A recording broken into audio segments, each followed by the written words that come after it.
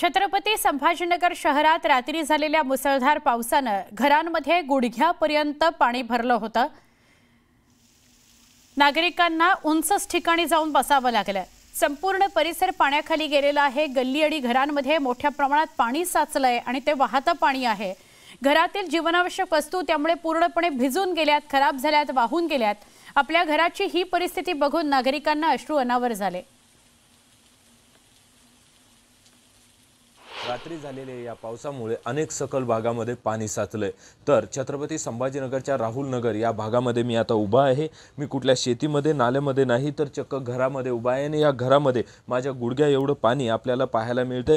तर दुसरीकडे नागरिकांना आपलं जेवण हे एखाद्या पलंगावरती क्वाटवरती बसून जेवण करावं लागतंय। अत्यंत अशा त्यांच्या तीव्र व्यथा आहेत। घरामध्ये जर आपण बघितलं तर संपूर्ण जे सामान आहे ते या ठिकाणी आपल्याला तरंगलेलं दिसून येते।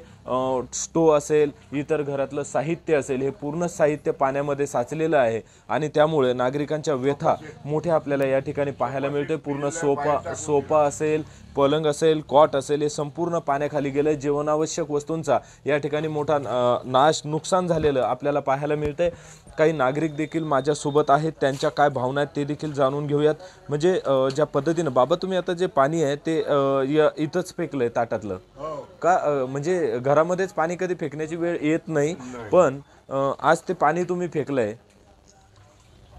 हाँ बोला।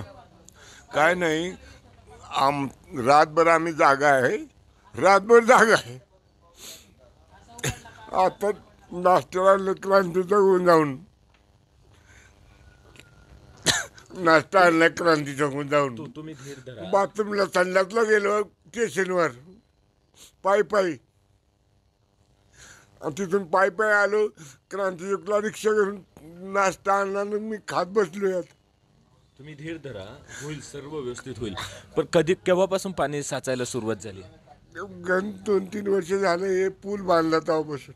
पूल बांधला, हे तुमचं ब्रिज बांधले नाही, रोड बनवलाय, तसं तेव्हापासून पाणी घरात येतं। घरात लहान लेकरं पण असतील, ते कुठे गेले आता? 5 वर्षापासून 5 वाजेपासून घरात लहान लेकरं पण असतील, ते कुठे गेले? लहान लेकरं त्यांचं मुलाचे सासरवाडीकडे लावले, ते टाऊन आला तिकडे। रडू तुम्हाला आवरत नाहीये काय? किती वाईट वाटतं असं जेव्हा आपण राहत्या घरात पाणी?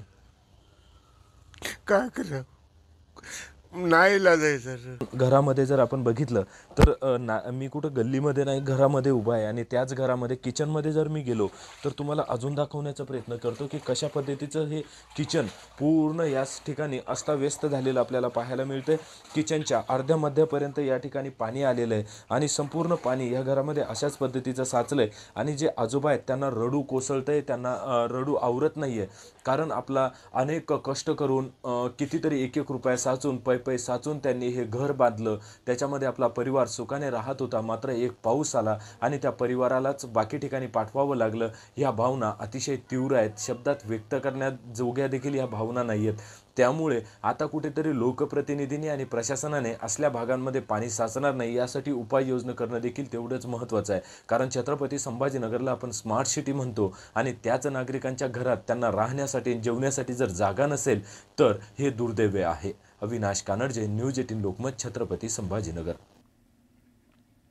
संभाजीनगर जिल्ह्यातल्या कन्नड तालुक्यातील पिशोर परिसरात ढगफुटी सदृश्य पाऊस झाला आणि परिस्थिती बिकट बनली। या पावसामुळे नदी नाल्यांना पूर आला। अंजना नदी पात्रात जोरदार पाणी आलं आणि परिसरात हाहाकारच माजला। पिशोर आणि शफेपूर या भागात स्मशानभूमी पाण्याखाली गेलेली आहे। शेतीमध्ये उभ्या पिकाचं नुकसान झालंय, गुडघाभर पाणी आहे। पुराचं पाणी आल्यामुळे काही गावांचा संपर्क पूर्णपणे तुटलेला आहे।